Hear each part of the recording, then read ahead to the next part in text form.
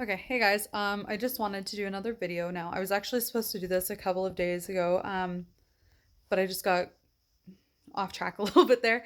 Um, Continuing the series of salvific loss, I did want to discuss a parable.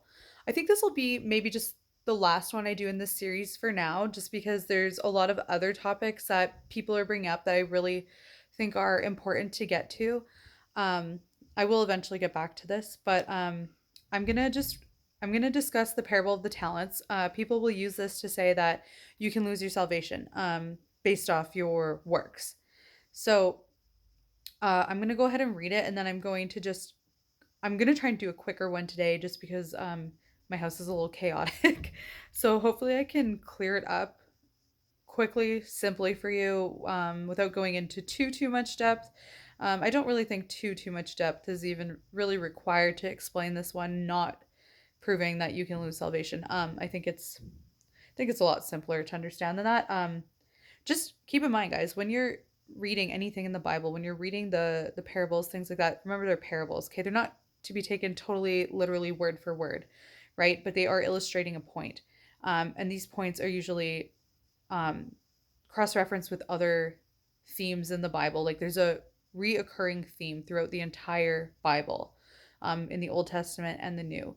There's always believers, unbelievers, faith, works, grace, law, salvation, condemnation. Okay, there's blessings, there's curses. There's always like the two opposing sides. It's an overarching theme. There's no really too much of a gray area there. It's pretty black and white. Not necessarily in the way that it's written, but in the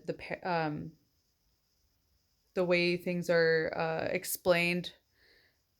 Comparing two is usually black and white. Like it's one or the other. It's not somewhere in between. Does that make sense? And I kind of worded that weirdly. I'm a little bit tired today. But I'm gonna go ahead and read the parable now. It's in Matthew chapter 25. Um, Let me just figure out what verse it starts in. Hang on a sec. Okay, verse 14. It says, heaven, for the kingdom of heaven is as a man traveling into a far country who called his own servants and delivered unto them his goods.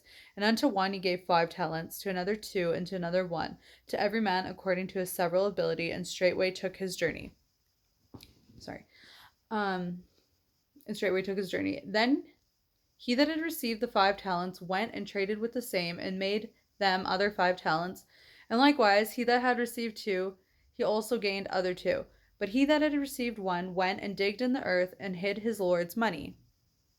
After a long time the lord of those servants cometh, and reckoneth with them.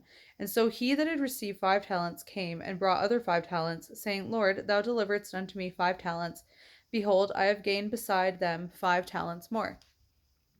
His lord said unto him, Well done, thou good and faithful servant. Thou hast been faithful over a few things. I will make thee ruler over many things. Enter thou into the joy of thy Lord.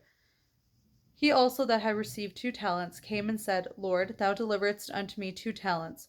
Behold, I have gained 2 other talents beside them. His Lord said unto him, Well done, good and faithful servant. Thou hast been faithful over a few things. I will make thee ruler over many things. Enter thou into the joy of thy Lord. Then he which had received the 1 talent came and said, Lord, I knew thee that thou art a hard man, reaping where thou hast not sown, and gathering where thou hast not strawed. And I was afraid, and went and hid thy talent in the earth. Lo, there thou hast, that is thine. His Lord answered and said unto him, Thou wicked and slothful servant, thou knewest that I reap where I sowed not, and gather where I have not strawed. Thou oughtest therefore to have put my money to the exchangers, and then at my coming I should have received mine own with usury.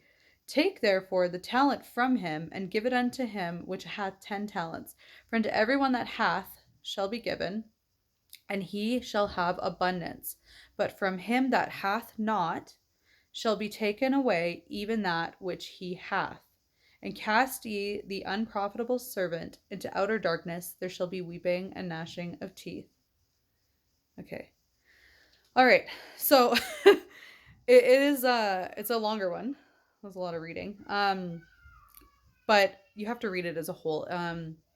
When we look too into detail and we try to understand things word for word, what each thing means, we start to kind of lose sight of the whole theme of this parable. So he had given each something, okay? What did he give them? Okay, so the talents are representative of grace through the gospel, okay? They have been shown the gospel, they have been revealed it was given unto them, okay? And the thing with the wicked and slothful servant, it says he who hath not shall be taken away even which he hath. So in the Bible, whenever somebody is referred to as they hath, this is somebody who has received and believed, okay? And somebody who hath not has not believed the gospel. So the other servants had received and believed it, okay? And their wisdom had been multiplied. So they were given more abundantly, okay? Um then there was the one who buried it in the earth. Okay, he had not even put it into the bank. So he was hiding what the Lord had given him. Nobody else could benefit from it, right? So he just hid it in the earth so no one else could receive it. And then when the Lord returns, he even gives it back to him. He rejects it, like he didn't need it. So he said, "Just take that which is yours."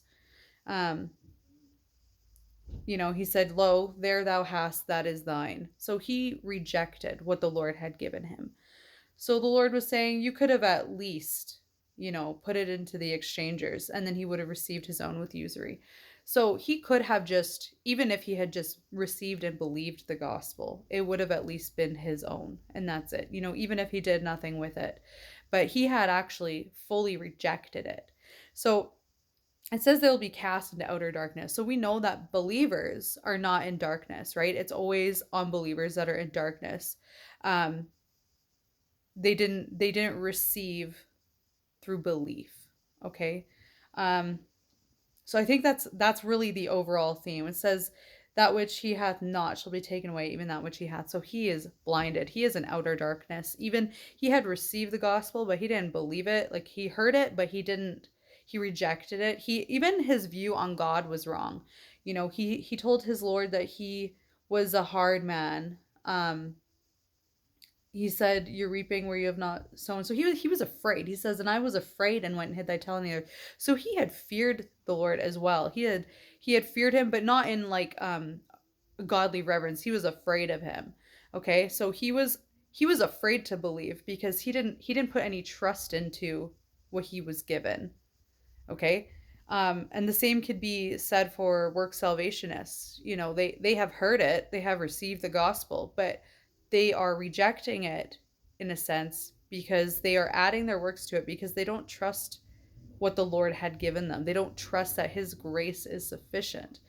Okay, so that's just a picture of that. This is not something to be, overthinking and be afraid of. This is just a parable. He paints an overall picture of people who have received and then they receive abundance because they have believed and they're given more revelation, they're given more understanding, more wisdom.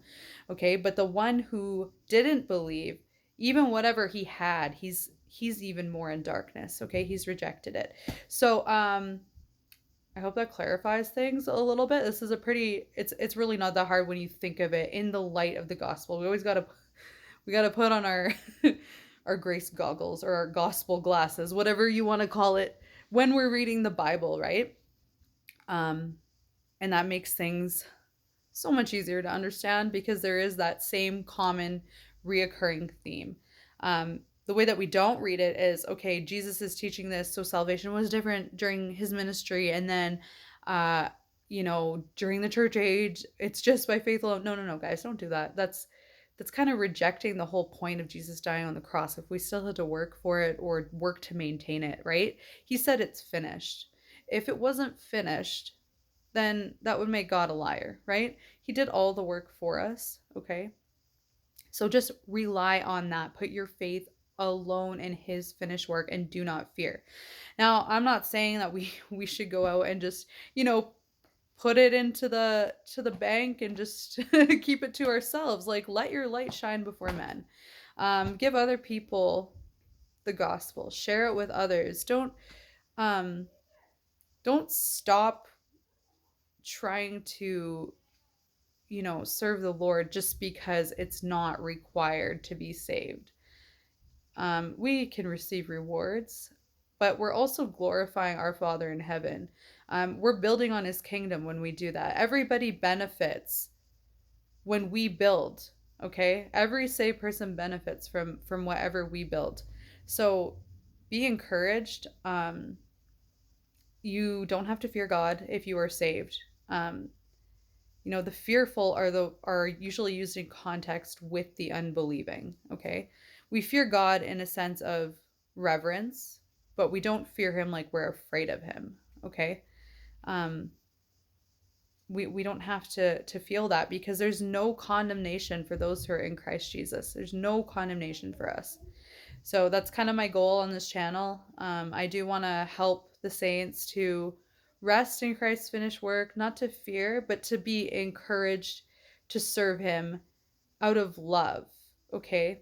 Not requirement. It's totally volitional, guys.